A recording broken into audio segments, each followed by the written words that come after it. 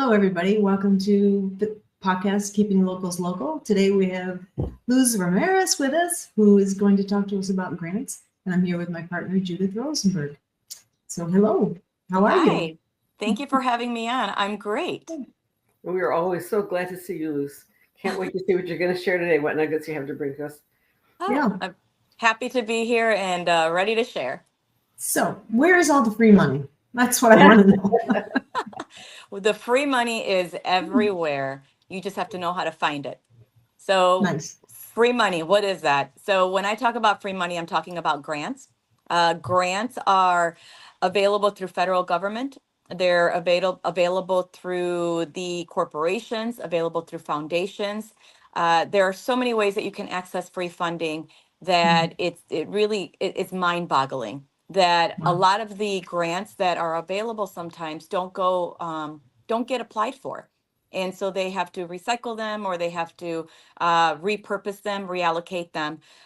We have actually, and I say we, but my former W-2, we were actually given the opportunity to be stewards of a grant fund for the region that we operate out of.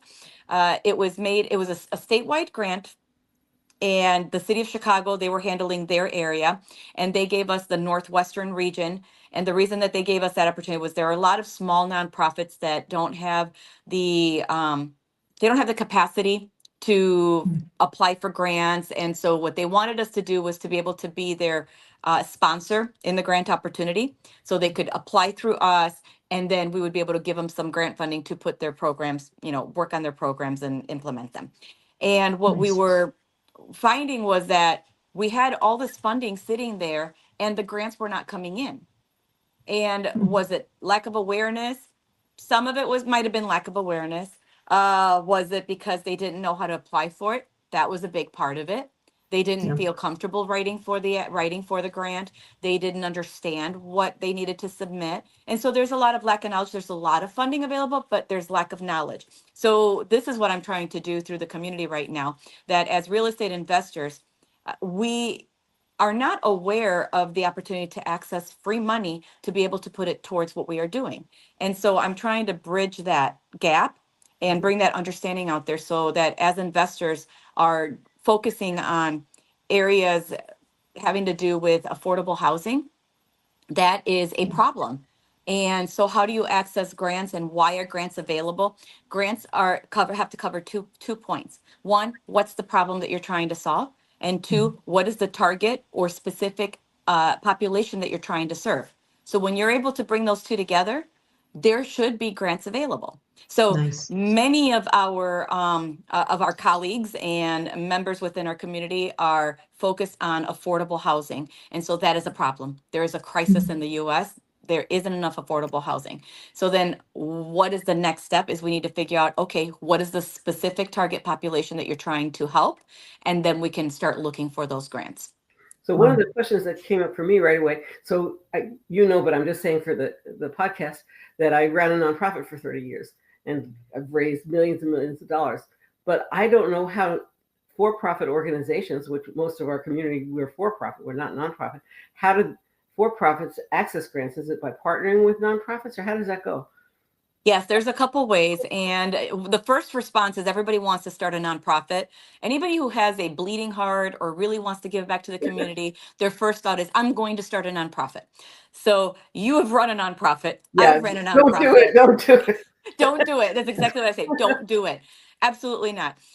Nonprofits are wonderful, but it's a business. It's still a business. So if you're running a business and then you want to run a nonprofit business, you're running a completely second business, which requires a lot more oversight in the sense of how you're spending the money, where you're getting the extra money, because grants are not going to cover all your funding, all your resources that you need.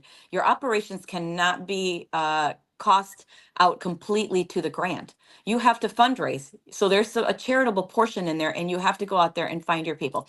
So don't start a nonprofit. Going back to that, don't start a nonprofit. However, you can partner with a nonprofit that is doing the work with the target population that you want to serve.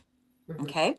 So that is an exploratory stage of your work that you want to do. So if you want to access funding for housing and affordable housing, you have to decide what population you want to serve. So if you're very specific about the population, then you want to go find the nonprofit that is working with that population. The other Mhm. thing that I want to ask, many times we are so passionate about a project or a specific area that we say, I'm going to provide housing for this population. Okay, wonderful. But does your community have that need?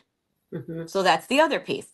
If you, let's say that I make a decision that I'm going to house women returning from incarceration. I want to provide housing for them. Doc But in my Tammy, I'm sorry. Doc Tammy, that's what her Yeah, focus is. yes. So let's say that in my community, that's what I want to do. But wait a minute. The nearest jail or prison to my community is 3 hours away. Right, that So doesn't work. does that make sense? Is there a need? Well, I have to go down the path of discovery and do the research and find out if there's a need. If there's no need in my community, then why am I going to build something or create something Right. that I don't need? Right. So that's the first step. What's the problem? Does it exist in your community? What's the need and what's the population? So then once I define those, if there is a need in my community, now I go looking for the agency that is working with the population that I want to provide housing for. And there's a collaboration or a partnership opportunity. What that looks like, that's between you and the agency. And then the Mhm. other option is that you can find an agency that maybe they don't serve the population, maybe it doesn't exist, maybe they don't provide services for the population, or they serve the population, but they don't want to take on the grant for housing. Maybe they just want to be a fiscal sponsor. So Mhm. now you work with them. They are the fiscal sponsor. You go in with them on the application process. They submit the application, they receive the grant, and then they are the ones who are responsible for submitting all the reports, for receiving the funding, passing that on to you. What's the benefit to them? If they're a fiscal sponsor, they can write themselves into a grant for that portion, for a, let's say 10% or whatever percentage of the funds Right. they feel they should get for the work that they're doing. And how does that help the nonprofit? Well, as I mentioned, nonprofits rely on funding. They rely on fundraising. They rely on finding additional funds to run their Fee operations. for service. Yes. So this is We one way did that that they can actually do it. quite a bit as a way of handling our administrative costs. The other thing I wondered if you know about is funding for like women entrepreneurs and people of color who are new entrepreneurs. And I know the SBA has some funding. Do you know about that? Yes, actually, the SBA does have funding. Now, those are usually loans. Anything that comes from the SBA is a loan, so it's not considered a grant. However, I know that they have come up with some sort of grants in the past. So you might want to contact the SBA and just to make sure and see what they have, if they have anything available. I believe they try to set it up so that the loans are very low cost, so that it actually does assist women and minority-owned businesses. The other thing I was going to say, there are so many grants out there. You can apply for $10,000, $15,000, $20,000 here and there for women business owned, women and minority and veteran owned businesses. They are everywhere. You just have to search. I was doing, I'm not gonna say I was bored, but I was trying to find ideas for content. And so I'm like, okay, I'm gonna go into Instagram and I'm just gonna do a search. And then I'm gonna start searching for this and searching for that. And I'm like, you know what? Let's see what's out there for somebody talking about grants. And I said, and I'm going to look for women owned business grants. And I did the quick search, and all of a sudden, all this content, all these posts started to come Wow. up. Yeah. And then I clicked on them, and then these people are actually talking about the different grants. And I'm like, ooh. So I went to my computer and I started plugging it in, and I'm like, oh, there's this grant for $5,000. There's this grant for 10,000. And oh, if I want to do this. And so I started to go down the rabbit hole on one of them. I said, you know what? I don't have time to write grants right now. I need to stay focused.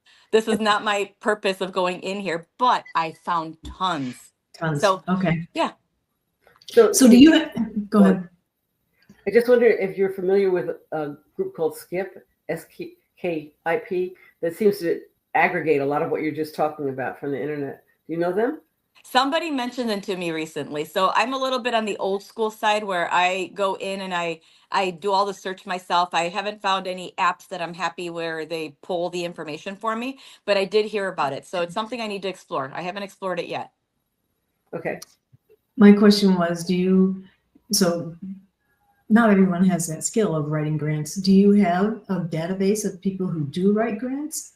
Or how would somebody who has no idea even how to sign their name to the grant, how would you go about servicing them or letting them know what's available? So I have friends who grant write as well, and a lot of this is you learn to do it because you've been in the field of nonprofit or in education, and you need it. It's a need. So I had to pivot and I'm like, okay, I'm not a grant writer, but guess what? Let me look at this. Let me see if I can do this. And I'm like, oh yeah, I know how to write. I know how to wordsmith. I know how to answer the questions that are being asked. I'm very detail oriented. So I started writing grants. And next thing you know, I started to find a lot of success with writing the grants. And so hence I'm a grant writer. So no, I'm not a grant writer, but I know how to do it very well. And I have a lot of friends in the field and in the business who also learn to grant write because it was a necessity. They've been in the same fields where they needed to secure funding in order to be able to create programming or create services. So I have friends that I can reach out to. So if there were ever a point where I couldn't handle the grant writing that is being asked of me, I can refer or I bring them in and cut them into whatever I'm working on. So I already have some on standby that I've said, hey, if this picks up to the point where I can't handle all the grants that are coming my way, would you be interested? And they've said absolutely yes. So that is an opportunity there. You can also look for in your field. I always recommend that people go to their local foundation that handles grants, local grants and local endowments. So we have a local one. It's called the Community Foundation, Northern Illinois Community Foundation organization. And they are the hub for anyone in our community who wants to create an endowment fund, and then they want to create a grant or an app or give funds out for different purposes. And they are managing, they might be I'm not sure the number. I'm going to say over 40. It might be more now.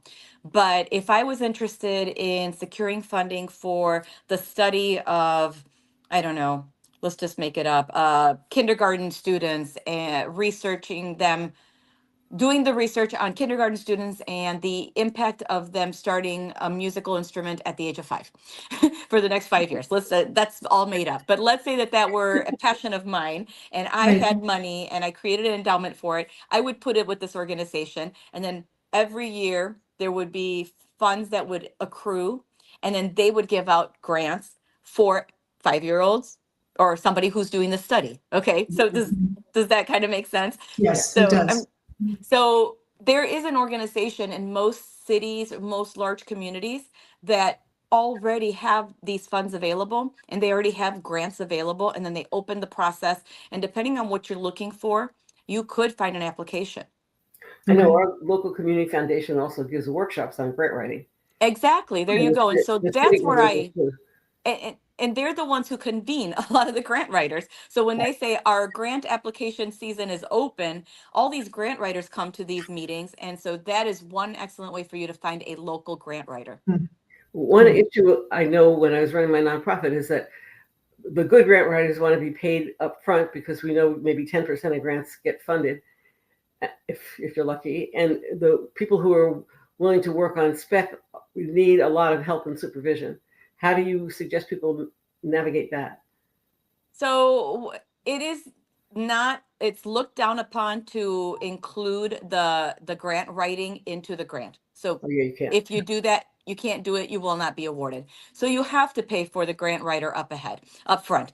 So how do you navigate it? You make sure that whoever you're hiring is an experienced grant writer, somebody who has that can demonstrate that they have received grants that have been awarded. What does that look like? How many? Maybe the area that they're writing grants on, and that also makes a difference. So if I need somebody to write a grant for me on, uh, let's say, underserved populations, and I need services for the underserved populations, I'm going to seek a grant writer who has secured funding in that field. If I'm looking for housing, am I going to find somebody who is focused on education? on the field of education? Mhm. Probably not, because there might not be, a parallel there. They might not have a knowledge base that you need for the population that's being served or for how to work in the housing world. There has to be some kind of understanding there. The other piece that I would add to that is that if you have a grant writer who's going to come and work with you, it makes a lot of sense for them to really understand your business and what you do, Yeah. because that is a big part of the grant application. So as you're writing the grant application, it's going to ask about your background, your capacity. This is all specific to your business. This Right. is not specific to the grant application. This is your business. So if the grant writer understands your business and your model and how you operate, they can incorporate that and explain it and clearly state it within the application. So those Right. are the things that you want to look for. Right. So the other thing is that the level of the grant makes a big difference. People who have experience writing local foundation grants don't necessarily have any idea how to write a federal government grant, which those are the worst. But Mhm. so you need people who have experience in the domain that you're in, and also in who the funder's domain. And if they have relationships, that's even better. Exactly. Exactly. You mentioned federal grants, and I'll be honest with you. I'm one that I do not love federal grants. I applied for one, and it was That's all it took. quite an endeavor, and it was enough for me to say never again. Exactly. We're talking about over 100 pages, sometimes 200, sometimes 300. It requires a lot of collaboration. You have to get all your ducks in a row. You have to find the right partners within the community. You have to secure memorandums of understanding from different groups Right. within your community. And so not that I intentionally do not want to pursue them because of I don't want to spend the time on it. It's more that I have not worked for an organization so large that could actually receive the federal grant. Exactly. Federal grants are awarded, there are very few that are awarded out for the funding that they have available, and they're very large grant awards. So for example, you could have, let's say there's a $10 million grant, but they're only going to award out 3 grants of the $10 million. So 3 million here, 3.5 here, and 3.5 here, okay? And who's going to receive that amount? Well, it's going to be a very large organization, one that has a lot of bandwidth, that has a lot of experience, large capacity. And usually what happens is those organizations that receive the federal funds, then they go back to their communities or their state, and then they do smaller grants. Exactly. Yeah. So do you have experience working with Community Economic Development Association? I don't know if they have that in Illinois. California, that's a very influential body that keeps track of all this stuff in terms of housing. We probably have a different, probably named by a different way, but yes. So we do have a lot of groups that will apply for the larger grants, and then they do smaller grants out. Our state applies for some of the larger federal grants, and then they do smaller grants out. So that's the way that, and then I go and I pursue those grants once they've been chunked down by the state or by the large organizations. And do you have community development block grants where you are? Yes, absolutely. Yeah. Yeah. Our city has the CDBG. Right. Wow, this is great. So how should people get in touch with you? What's the best way? Is it Instagram or what? So I have Instagram and YouTube, and the handle is the same. It's at Luz Ramirez Consulting. I am currently posting some of my office hours videos on YouTube. And if you are in part of any of PACES communities, if you are in Sub 2, Gator, Top Tier TC, or Owners Club, you will have access to those. You just have to reach out to me, send me a DM, or send me a message asking me for the link.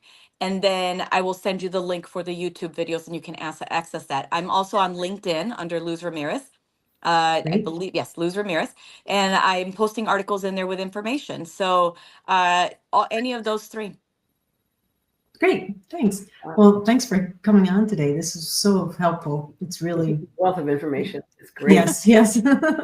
Thank you so much for having me on. Yes, and hopefully you can make it to my office hours. Every other week I'm addressing a different topic, and we're digging in deeper, and then I'm actually giving all the information away for anybody who asks. So if you come and you have questions, I will give you all the answers. Oh, that's great. Yeah, if it's okay with you, could we loop back in like 3 months and have you on a guest again to see how your business is growing and what you're doing next, and Absolutely. I and would just love to keep do in that. touch. Yeah, I would Yeah. like that too. Yeah, All thank right. you. Well, thanks very much. Have a great day. Thank Yeah. you, you too. Bye bye.